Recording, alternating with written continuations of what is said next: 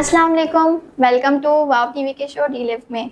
मेरा नाम है शबिया ज़ुबैरी और मैं हूँ एक ऑक्यूपेशनल थेरेपिस्ट। और मेरा नाम है सारा बस्तानी और मैं हूँ एक ऑक्यूपेशनल थेरेपिस्ट। आज के एपिसोड में हम बात करेंगे डेवलपमेंटल माइलस्टोन्स के बारे में कि क्या होते हैं, किस एज में अचीव होते हैं, इनका क्या मकसद होता है और कब हमें फिक्रमंद होना चाहिए। अगर ये अपने सही टाइम पे अचीव नहीं हो रहा है तो किस टाइम पे हमें डॉक्टर से कंसल्ट करना चाहिए या थेरेपिस्ट के पास जाना चाहिए।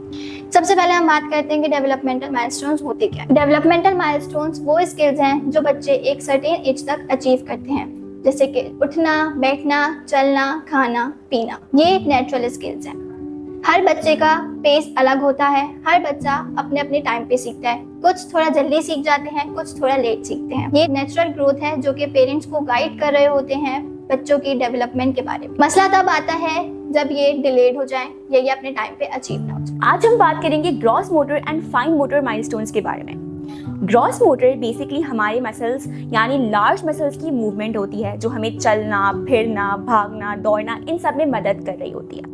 और इसके सर्टेन माइलस्टोन्स होते हैं, जैसे कि 6 महीने तक का बच्चा अपना हेड कंट्रोल करना जानता है, यानी वो अपना सर उठाना जानता है। ये नेचुरली हो रहा होता है और हम डिफरेंट टेक्निक्स के थ्रू भी ये कर सकते हैं, जैसे कि पेरेंट्स को गाइड किया जाता है कि वो बच्चों को टमी टाइम ज़्यादा दे। टमी टाइम का मतलब होता है कि बच्चे को पेट के बल लिटाया जाए ताकि वो खुद अपने सर उठाने की कोशिश कर सके और खुद रोल ओवर कर सके। इसी तरीके से 12 महीने तक का बच्चा बगैर किसी सपोर्ट के बैठना जानता है।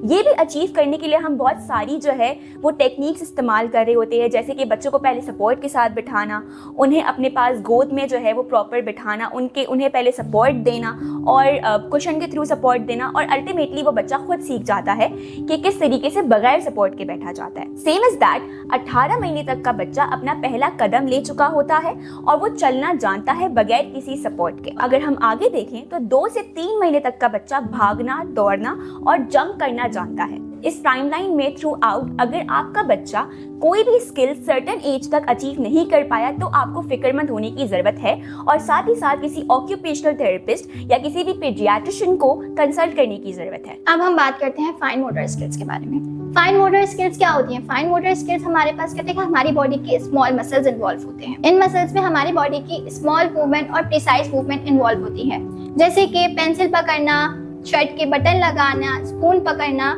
ये सारी मूवमेंट्स हमारी फाइन मोटर स्किल्स में आ जाएंगी। फाइन मोटर स्किल्स हमारे पास 0 से 6 मंथ का बच्चा क्या होता है, जो फिस्ट होता है वो खोलने की कोशिश कर रहा होता है, चीजों को पकड़ने की कोशिश कर रहा होता है। उसके बाद हम देखेंगे 6 से 12 महीने का बच्चा।